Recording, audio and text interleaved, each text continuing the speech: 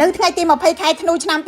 2025កងទ័ពអាកាសថៃបានបង្កើនការវាយប្រហារតាមយន្តហោះចម្បាំងក្នុងខេត្តពោធិ៍សាត់ដោយទម្លាក់គ្រាប់បែកនៅទីតាំងជនស៊ីវិលរស់នៅរួមទាំងសាលាបឋមសិក្សានិងអគារពាណិជ្ជកម្មឯកជននៅស្រុកវាលវែងយោងតាមក្រសួងការពារជាតិកម្ពុជានៅចន្លោះម៉ោង11 និង 11:06 នាទីព្រឹកយន្តហោះចម្បាំង F-16 របស់ថៃបានទម្លាក់គ្រាប់បែក2គ្រាប់ដែលមានគោលបំណងបំផ្លាញសាលាបឋមសិក្សាមួយកន្លែងដែលស្ថិតនៅក្នុងឃុំថ្មដាស្រុកវាលវែងខេត្តពោធិ៍សាត់នៅពេលដូចគ្នានោះយន្តហោះចម្បាំងទាំងនោះបានវាយប្រហារតាមអាកាសមួយផ្សេងទៀតនៅច្រកព្រំដែនជ័យជំនះក្នុងស្រុកវាលវែងខេត្តពោធិ៍សាត់ដដែលដោយទម្លាក់គ្រាប់បែកចំនួន3គ្រាប់ផ្ទួនគ្នាការវាយប្រហារនេះធ្វើឡើងត្រឹមតែប៉ុន្មានម៉ោងប៉ុណ្ណោះបន្ទាប់ពីកងទ័ពអាកាសថៃបានទម្លាក់គ្រាប់បែកផ្ដាច់ស្ពានអូជីកដែលភ្ជាប់ស្រុកចុងកាយនៃខេត្តឧត្តរមានជ័យនិងស្រុកស្រីស្នំខេត្តសៀមរាបក្រសួងការពារជាតិកម្ពុជាបានហៅការវាយប្រហារនេះថាកំរោលមិនរើសគោលដៅនិងជាការរំលោភបំពានច្បាប់មនុស្សធម៌អន្តរជាតិឧត្តមស្នងការការិយាល័យសិទ្ធិមនុស្សអង្គការសហប្រជាជាតិកាលពីថ្ងៃទី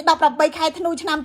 2025បានថ្កោលទោសការវាយប្រហារដែលបំផ្លាញរចនាសម្ព័ន្ធស៊ីវិលយោងតាមច្បាប់សង្គ្រាមភាគីចំនួនត្រូវតែបែងចែករវាងគោលដៅយោធានិងស៊ីវិលហើយសាលារៀនត្រូវបានការពារជាពិសេសខ្ញុំរស់សុធាពី News Today NTTV